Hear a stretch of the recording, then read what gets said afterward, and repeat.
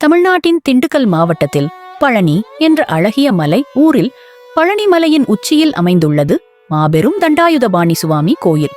இது முருகப்பெருமானின் 6 படை வீடுகளில் 3வது வீடு. ஆனால் தமிழ் மக்களின் பெருமைக்குரிய ஒரு புனித தலம்.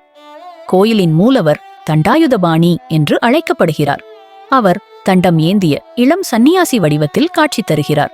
அம்பாள் இங்கு இல்லை, ஏனெனில் முருகன் சன்னியாசி வடிவத்தில் உள்ளார். ஆனால் அருகிலுள்ள திரு ஆவினன்குடி குழந்தை வேலப்பர் கோயிலில் முருகன் பிறந்த இடமாக கொள்ளப்படுகிறது. இது பஞ்சபூதங்களில் ஒன்றான அறிவு தத்துவத்தை உணர்த்தும் தலம் என்று சொல்லப்படுகிறது. முக்கியமாக ஞானவேல் தலம், சன்னியாசி முருகன் தலம் என்று புகழப்படுகிறது.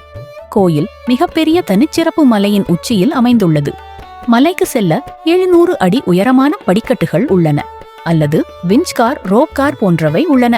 சிவகிரி என்ற மலை இது அகத்தியர் ஆணையால் இடும்பன் கொண்டு வந்த மலை என்று புராணம். ஸ்தல விருட்சம் பழமரம் தீர்த்தம் சரவண பொய்கை. இங்கு முருகன் ஞானப்பழம் இழந்த சோகத்தில் சன்னியாச்சி ஆகி நின்றார் என்று புராணம் சொல்கிறது. கோயில் வளாகம் பறந்து விரிந்துள்ளது. உள் சன்னதிகளில் போகர் சன்னதி, சிவன் சன்னதி, பார்வதி சன்னதி உள்ளன. உள்கருவறையில் நவபாஷாணத்தால் செய்யப்பட்ட சிலை உள்ளது. இது 9 விஷப்பொருட்களால் போகர் என்ற சித்தர் செய்தது. உள் சன்னதியில் தினசரி 4 கால பூஜைகள் நடக்கின்றன. விழா பூஜை, உச்சிகால பூஜை, சாயரட்சை பூஜை, ராக்கால பூஜை.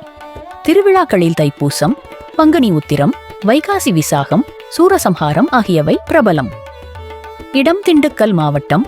பழனி ஊர் மதுரை நகரிலிருந்து 60 கிலோமீட்டர் தொலைவு. சென்னையிலிருந்து 500 கிலோமீட்டர் தொலைவு. கோயில் தமிழ்நாடு இந்து அறநிலையத்துறை பராமரிக்கிறது. இங்கு பஞ்சாமிர்தம் என்ற இனிப்பு பிரசாதம் பிரபலம்.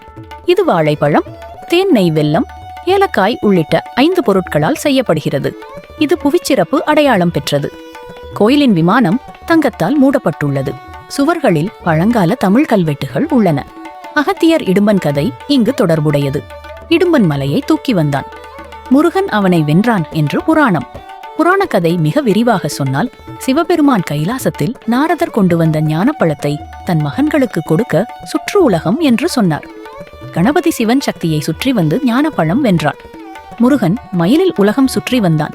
ஆனால் திரும்பி வந்தபோது பழம் கணபதியிடம் போய்விட்டது. கோபத்தில் முருகன் தன் உடைகளை கழற்றி சன்னியாசி ஆகி பழனி மலைக்கு வந்தார். அங்கு தண்டம் ஏந்தி நின்றார். போகர் என்ற சித்தர் நவபாஷாணத்தால் சிலை செய்து பிரதிஷ்டை செய்தார். இடும்பன் அகத்தியர் ஆணையால் கைலாச மலையை தூக்கி வந்தான். ஆனால் முருகன் அவனை வென்றான். இடும்பன் முருகனுக்கு காவலனானான். இதனால் காவடி எடுத்தல் பழக்கம் தொடங்கியது.